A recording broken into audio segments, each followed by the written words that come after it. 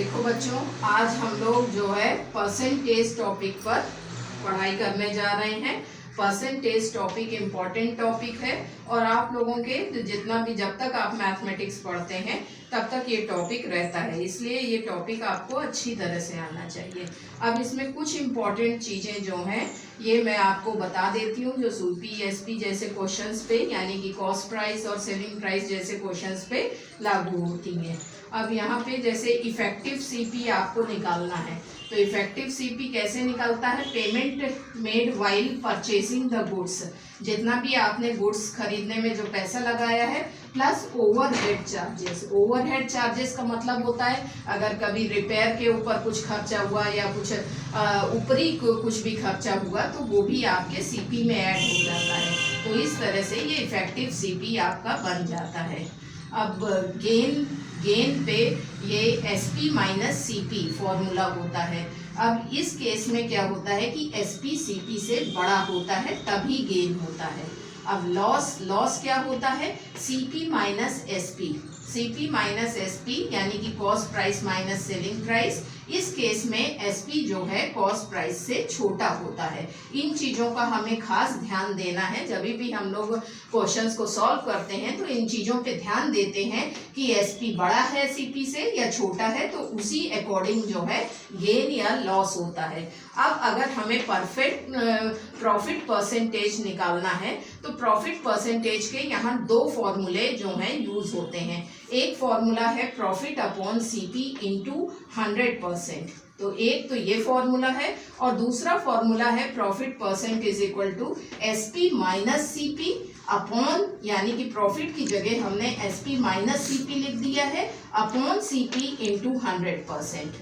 तो ये अकॉर्डिंगली हम लोग यूज करते हैं कि हमको दिया क्या हुआ है क्वेश्चंस में। अगर हमें डायरेक्टली प्रॉफिट और सीपी दिया हुआ है तो हम लोग इस फॉर्मूले को यूज करते हैं। अगर हमें एसपी वगैरह दिया हुआ है और सीपी वगैरह दिया हुआ है और प्रॉफिट लॉस नहीं दिया हुआ है तो हम इस फॉर्मूले को यूज करते हैं।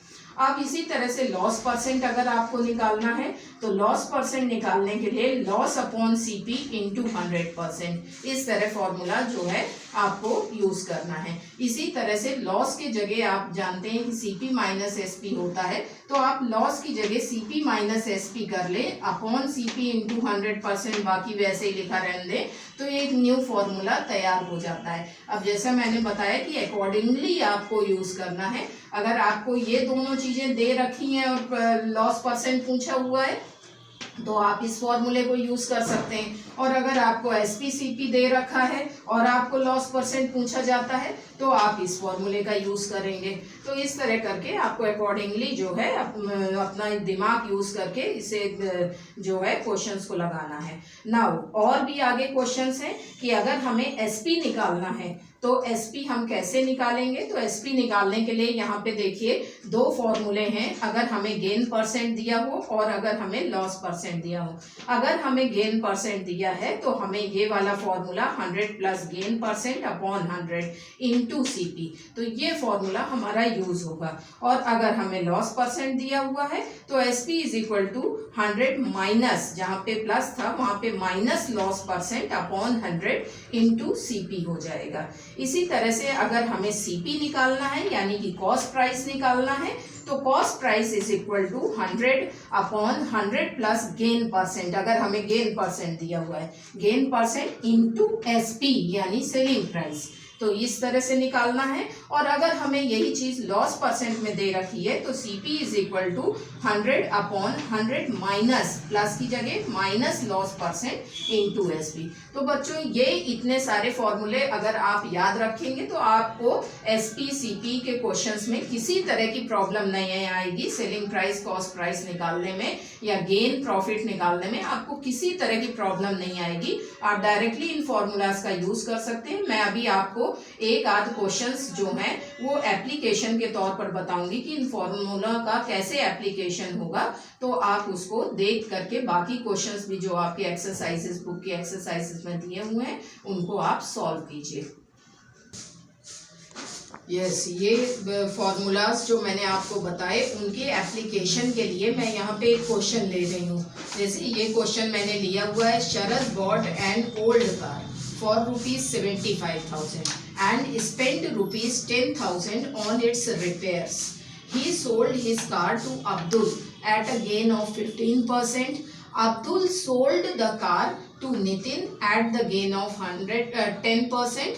What did Nitin pay for the car? कहने का मतलब है शरद ने एक पुरानी कार 75,000 रुपए में ली और उसके ऊपर 10,000 रुपए का रिपेयर पे खर्च किया। फिर उसने उसी कार को 15% गेन पे अब्दुल को बेच दिया। अब्दुल ने वो कार आगे नितिन को बेच दिया 10% का प्रॉफिट लेकर के। तो नितिन को वो कार कितने की पड़ी, ये नितिन ने कितना पेमेंट किया, तो ये आपको निकालना है।